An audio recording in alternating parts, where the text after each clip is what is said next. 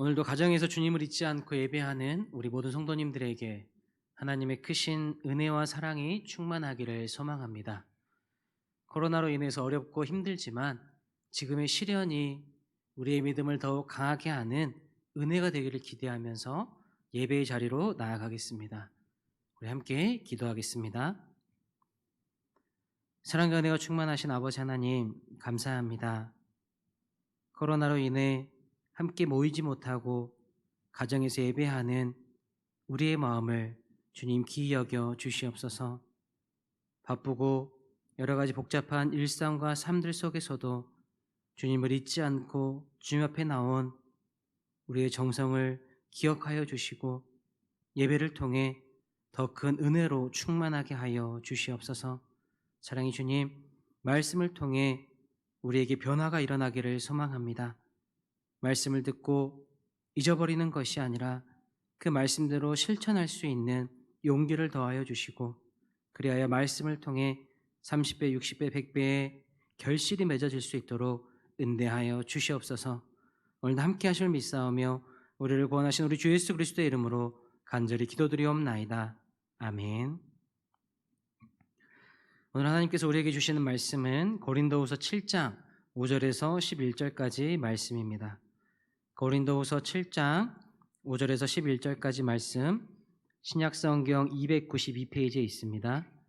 고린도후서 7장 5절에서 11절까지 말씀 제가 읽겠습니다.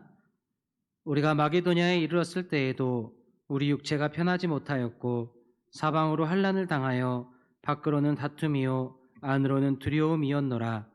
그러나 낙심한 자들을 위로하시는 하나님이 디도가 오므로 우리를 위로하셨으니 그가 온 것뿐 아니요 오직 그가 너희에게서 받은 그 위로로 위로하고 너희의 사모함과 애통함과 나를 위하여 열심 있는 것을 우리에게 보고함으로 나를 더욱 기쁘게 하였느니라. 그러므로 내가 편지로 너희를 근심하게 한 것을 후회하였으나 지금은 후회하지 아니함은 그 편지가 너희로 잠시만 근심하게 한 줄을 알미라.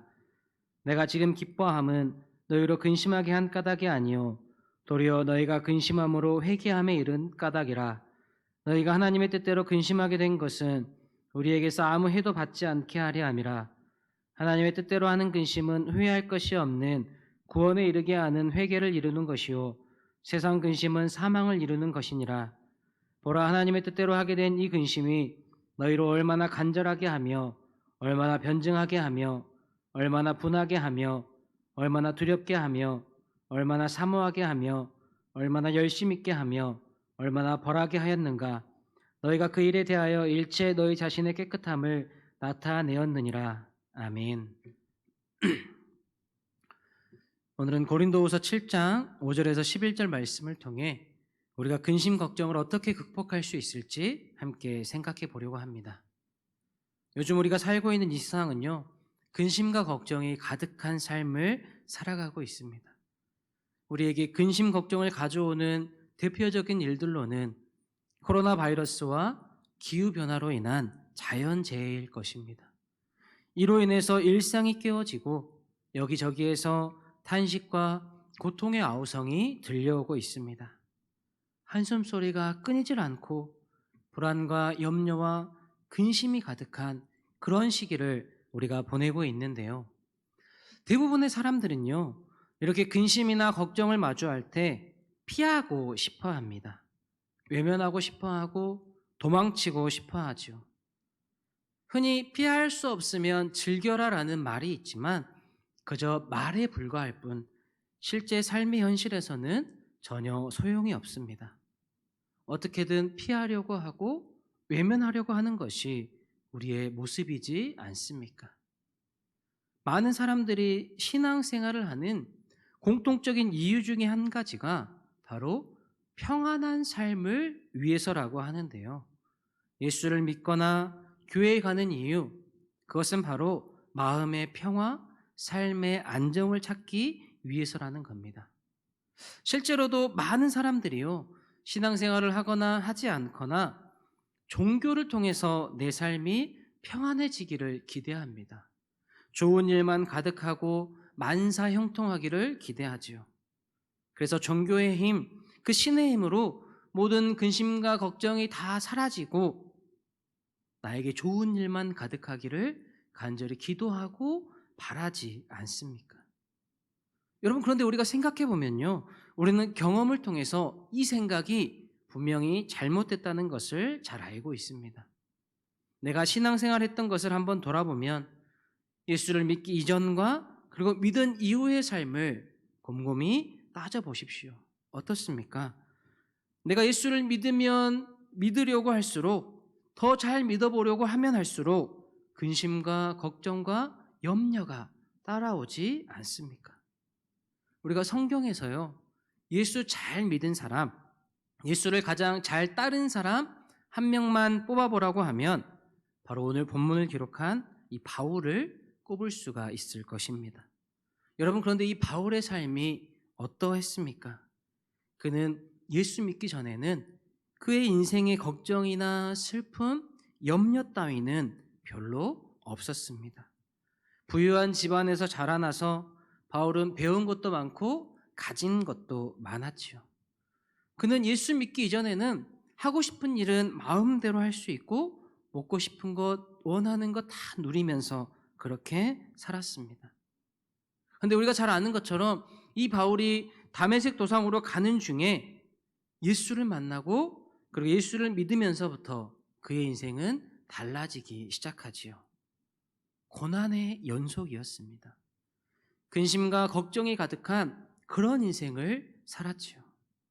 감옥에도 갇히고 모진 핍박과 조롱도 받고 심지어는 죽을 뻔한 위기도 넘기고 그렇게 지냈습니다. 우리가 정말로 예수를 믿고 그 뜻대로 살고자 하면, 내가 제대로 예수를 믿어보려고 하면 그만큼 근심과 걱정, 슬픔, 염려, 아픔 이런 것들은 많아지기 마련입니다. 우리의 믿음이 장성하여서 내가 진정으로 거룩한 삶을 살려고 하면 할수록 더 많은 슬픔을 경험하게 되고 근심과 걱정들로 인해 잠 못 이룰 수밖에 없는 것이 바로 우리의 신앙생활 모습이라고 할 수 있습니다. 물론 예수 믿으면 마음의 평화와 삶의 평안, 안정이 찾아오는 것도 사실입니다. 그런데요, 이런 마음의 평화나 삶의 평안을 예수 믿음으로 부어주시는 그 은혜 가운데 나타나는 하나의 현상일 뿐이라는 것이지요. 내가 열심히 신앙생활함으로써 깨달아지는, 내 믿음이 성숙해질수록 더 깊이 느껴지는 그런 은혜라는 것입니다.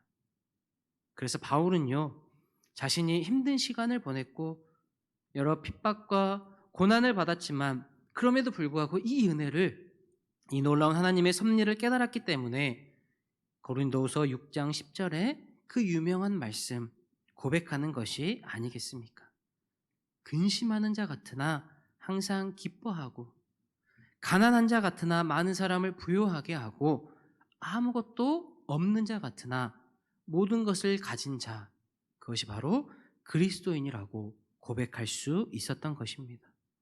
이렇게 믿음이 성숙해지면서 깨닫게 되는 것이지, 마음의 평화나 삶의 안정 그 자체를 우리가 신앙의 목표로 삼게 되면 반드시 유혹에 흔들릴 수밖에 없습니다. 그리고 넘어질 수밖에 없다는 것을 꼭 기억하시기를 원합니다. 이렇게 우리가 인생을 살아가면서 만나게 되는 근심과 걱정, 이 근심과 걱정의 문제에 대해 오늘 본문에서 바울은 증언하고 있습니다.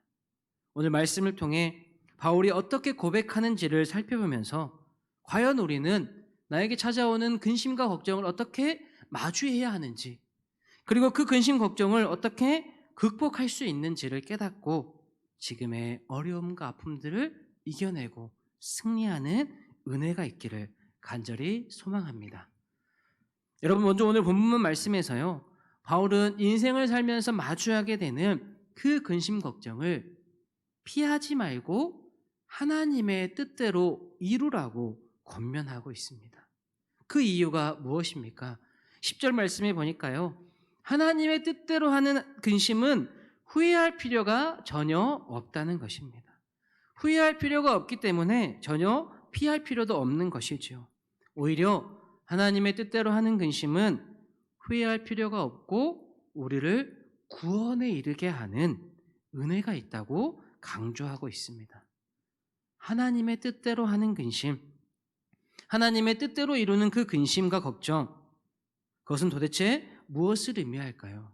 그것은 바로 모든 근심 걱정의 뿌리를 바로 하나님과 나와의 관계에서 찾는 것을 의미합니다. 그러니까 나에게 찾아오는 어떠한 걱정과 근심들이 있을 때 그 근심과 걱정의 원인과 또한 그 슬픔의 원인들을 내 밖에서, 저 세상에서 찾는 것이 아니라 내 안에서, 하나님과 나와의 관계 안에서 찾아야 한다는 말씀입니다. 그래서 우리는 근심 걱정을 마주할 때 이 일을 통해 하나님께서 나에게 어떤 음성을 들려주시는지 듣기 위해서 노력해야 합니다. 이 문제 안에 어떤 하나님의 섭리가 있는지 깨닫기 위해서 노력해야 하는 것이죠. 고민하고 또 고민하고 충분히 고민해야 합니다. 원인이 무엇인지, 과연 나는 그 일과 어떤 관계가 있는지, 그 일 가운데 나는 어떤 존재인지를 깊이 고민하고 조금씩 깨달아가는 것이 바로 하나님의 뜻대로 하는 근심, 걱정이라는 겁니다. 그렇다면 지금의 코로나 시대를 살고 있는 우리들이 나에게 찾아오는 근심과 걱정을 어떻게 바라봐야 하는 걸까요? 단순히 인간적인 여러 문제로 근심하고 걱정하는 것이 아니라 지금 펼쳐지고 있는 모든 상황들이 과연 나와 하나님과의 관계를 어떻게 변화시켜 나가고 있는지, 또는 이 상황을 핑계로 혹여 내가 하나님을 기쁘시게 하는 모습들이 조금씩 사라지고 있는 건 아닌지 돌아보고 고민해야 한다는 것입니다. 그러다 보면 지금의 근심 걱정이 오히려 나에게 기회로 느껴질 때가 있을 것입니다. 여러분, 마음이 상할 만큼 상하고 울 만큼 울어봐야 새롭게 출발할 수 있는 것이죠. 신앙에 대한 진지한 고민과 심각한 걱정과 깊은 성찰, 아픔이 없다면 우리는요, 새롭게 믿음을 시작할 수가 없습니다. 그 믿음을 더 굳건하게 다져갈 수가 없습니다. 당장 어렵다고 회피하고 입에 달지 않다고 쓴 것을 뱉어버리면 건강해질 수 없는 것처럼 나에게 오는 근심 걱정이 아무리 아프고 쓰라리더라도 그 고민과 깊어지는 생각만큼 하나님과의 관계가 더욱 든든히 세워져 나갈 수 있다는 것입니다. 그렇게 이 시기에 그 어떠한 근심과 걱정이 있더라도 외면하고 피하려고 하는 것이 아니라 더 깊이 묵상하고 고민함으로 하나님과의 관계가 깊어질 수 있기를 간절히 소망합니다. 오늘 11절 말씀이요, 보면 바울이 기록한 말씀인데요. 우리 화면을 보면서 가정에서 예배하지만 함께 11절 말씀을 읽어볼까요? 보라, 하나님의 뜻대로 하게 된 이 근심이 너희로 얼마나 간절하게 하며 얼마나 변증하게 하며 얼마나 분하게 하며 얼마나 두렵게 하며 얼마나 사모하게 하며 얼마나 열심 있게 하며 얼마나 벌하게 하였는가. 너희가 그 일에 대하여 일체 너희 자신의 깨끗함을 나타내었느니라. 아멘. 하나님의 뜻대로 하게 되는 이 근심은요, 우리가 스스로 정결해지고 성숙해지도록 우리를 변화시켜서 우리 안에 있는 그 모든 것들을 드러나게 한다는 것입니다. 지금 우리가 코로나 바이러스로 일상이 멈춰버리고 누군가는 직장을 잃고 누군가는 삶의 터전을 잃고 내 인생이 송두리째 무너져 버린 것 같지만, 그러나 근심 걱정이 깊어질수록 내 믿음을 돌아보고 내 믿음을 성숙시키는 그 하나님의 섭리를 느낄 수 있어야 한다는 것이죠. 내가 왜 이렇게 되었을까? 이 세상은 왜 이렇게 되었을까? 과연 내 신앙의 문제는 없는 걸까? 이러한 물음들 속에서 다시금 새롭게 우리의 믿음이 고백되어질 수 있기를 간절히 소망합니다. 분명 정도의 차이는 있겠지만 나에게만 찾아오는 근심과 걱정은 아닙니다. 모두에게 찾아오는 바이러스의 위험이고 기후변화의 위험입니다. 이런 위험한 시대를 살아가는 우리들에게 하나님은 지금 우리를 외면하시고 방치하시는 것이 아니라 근심과 걱정을 통해 슬픔과 아픔과 염려를 통해 새롭게 변화되기를 기대하고 계신다는 것이죠. 내가 그동안 하지 못했던 거룩한 생활들, 버려야 할 줄 알면서도 버리지 못했던 것들, 비워내야 하면서도 또 끊어버려야 하는 줄 알면서도 비워내지 못하고 끊어버리지 못했던 것들을 지금 이 기간 걱정과 슬픔을 통해서 비워내고 끊어버리게 하시는 겁니다. 그리하여 마침내는 하나님 앞에 이 모든 것들을 드러나게 하시는 하나님의 섭리인 것이죠. 사랑하는 성도님들, 오늘 내가 경험하는 이 근심과 걱정을 통해 내 안에 숨겨져 있던 모순과 부정과 죄악들을 하나님 앞에 드러내고 고백할 수 있기를 소망합니다. 그렇게 할 때 이 근심과 걱정은요, 우리를 더욱 겸손하게 할 것입니다. 하나님과 이웃을 사랑하는 그 귀한 자리로 인도할 것입니다. 그리고 우리에게 하나님과의 관계를 새롭게 변화시켜주는 놀라운 역사가 일어날 것입니다. 이것이 바로 우리를 구원에 이르게 하는 길이며 은혜라는 것을 꼭 기억하셔서 오늘도 내가 하는 근심 걱정이 단지 내 삶의 안위만을 위한 염려가 아니라 하나님의 뜻 안에서 깊이 성찰되어지는 은혜로운 시간들이 될 수 있기를 간절히 소망합니다. 또 한 가지 우리가 하나님의 뜻대로 근심해야 하는 이유를 살펴보겠습니다. 오늘 5절에서 7절까지 말씀을 보면요, 하나님의 뜻대로 하는 근심은 회개와 변화로 위로할 수 있고 회복될 수 있다는 것을 보여주고 있는데요. 오늘 본문에서 바울과 그의 일행들은 근심 걱정이 있었습니다. 우리 5절 말씀을 한번 봐볼까요? 5절 말씀에 보니까 우리가 마게도냐에 이르렀을 때에도 우리 육체가 편하지 못하였고 사방으로 환난을 당하여 밖으로는 다툼이요 안으로는 두려움이었노라 라고 고백하고 있습니다. 그들은 마게도냐에 이르렀을 때 길고 긴 여정으로 인해 육체가 편치 못하고 심히 피곤한 상황이었습니다.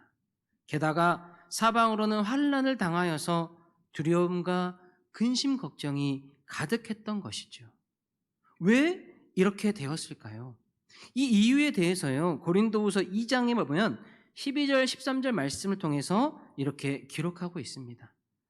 내가 그리스도의 복음을 위하여 드로아의 이름에 주 안에서 문이 내게 열렸으되 내가 내 형제 디도를 만나지 못하므로 내 심령이 편하지 못하여 그들을 작별하고 마게도냐로 갔노라. 아멘.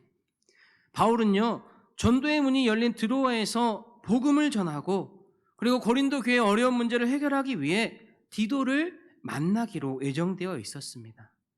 그러나 어찌된 일인지 디도를 만나지 못하고 심령이 편치 못한 상태로 그냥 마게도냐로 오게 된 것입니다. 그리고 마게도냐에 와서도 바울 일행은 사방에서 밀려오는 환난 때문에 두려움과 근심과 걱정이 가득한 상태로 지내야 했다는 것입니다. 여러분, 그런데 지금 이 바울의 근심 걱정의 원인이 무엇입니까? 마게도냐에 왔더니 먹을 것이 없고 편하게 지낼 곳이 없어서 걱정하고 있습니까? 아니죠. 그들은 드로아에 복음을 전했어야 하는데 그렇지 못한 것에 대한 근심과 걱정이 있었습니다. 디도를 만나서 해결했어야 할 그 고린도 교회의 문제를 해결하지 못했다는 근심과 걱정으로 염려가 있었던 것입니다. 바울은 지금 자신의 안위나 이익이 아니라 하나님 안에서 하나님의 뜻을 이루지 못한 것에 대해 근심 걱정이 가득했던 것이죠. 그런데 그때 바울에게 디도가 찾아왔습니다. 마게도냐에서 만나기로 했던 그 디도가, 드로아에서 만나기로 했던 그 디도가 지금 마게도냐로 찾아온 것입니다. 그래서 6절에서 바울이 고백하는 것처럼 낙심한 자들을 위로하시는 하나님이 디도를 보내 위로해 주셨다고 고백하고 있습니다. 그런데 디도는 그냥 혼자 몸만 온 것이 아니라 고린도 교회 교인들의 소식을 바울에게 전해 주었습니다. 그 소식으로 인해 바울의 근심 걱정이 사라지고 기뻐할 수 있게 되었는데요. 디도가 전한 고린도 교회 소식이 무엇입니까? 고린도 교회 교인들이 잘못한 일을 뉘우치고 회개하여서 바울을 변호하는 사람들로 변화되었다는 소식이었습니다. 이 소식이 바울을 기쁘게 하였고 걱정과 근심에서 벗어나게 하였죠. 사실요, 바울 역시도 고린도 교회에 처음 편지하고 나서 그들에게 충고하였을 때 혹시 내가 그들의 마음을 아프게 한 것은 아닐까 후회했었다고 8절 말씀에 고백하고 있죠. 그러나 지금은 오히려 기쁨이요 위로가 되었다고 증언하고 있습니다. 그렇다면 바울의 이 후회가 기쁨과 위로로 바뀔 수 있었던 이유는 무엇입니까? 바로 다음 9절에 기록하지요. 내가 지금 기뻐함은 너희로 근심하게 한 까닭이 아니요 도리어 너희가 근심함으로 회개함에 이른 까닭이라는 것입니다. 즉 고린도 교회 성도들이 아픔을 당했지만 그 아픔 때문에 오히려 회개에 이르고 변화되었기 때문에 기뻐하게 되었다는 것입니다. 여러분, 우리가 오늘날 코로나 시대를 살고 있는데요. 저는 지금의 시대를 보내면서 그리스도인으로서 더욱이 목사로서 자책과 슬픔과 안타까움이 있었습니다. 이 세상의 지탄이 되어버린 교회를 보면서 그리고 또 비대면 예배를 드릴 수밖에 없는 교회 안에서 힘들어하는 그 성도님들과 목회자들을 보면서 근심 걱정이 있었습니다. 그런데요, 오늘 말씀을 통해 우리가 깨달을 수 있는 것처럼 지금 한국 교회의 근심과 걱정, 이 아픔을 후회가 아닌 기쁨으로 변화시키기 위해서는 교회가 스스로 회개함으로 변화될 수 있어야 합니다. 우리가 무슨 잘못이 있느냐고, 왜 교회만 나쁜 집단으로 몰아가느냐고 방어하고 핑계대고 회피하는 것이 아니라 지금은요, 우리가 잘못을 뉘우치고 회개함으로 새롭게 변화되어야 할 때라는 것입니다. 그래야만 이 코로나 시대를 살아가는 많은 사람들에게 교회가 희망이 될 수 있고 위로가 될 수 있고 회복의 역사를 이루어가는 마중물이 될 수 있지 않겠습니까? 걱정과 근심으로 살아가는 수많은 이들에게 위로와 회복으로 다시금 기쁨을 전해질 수 있는 것이죠. 오늘 하나님께서는 자신들의 아픔을 회개함으로 스스로 변화되었던 그 고린도 교회 교인들의 소식을 통해서 바울을 위로해 주셨습니다. 후회가 아닌 기쁨으로 회복시켜 주셨습니다. 여러분, 이처럼 오늘날 우리 그리스도인들이 우리 교회가 지금의 비난과 아픔과 근심들을 외면하고 회피하는 것이 아니라 먼저 회개함으로 스스로 변화되어서 신음하고 아파하는 세상을 위로하고 회복시켜야 하지 않겠습니까?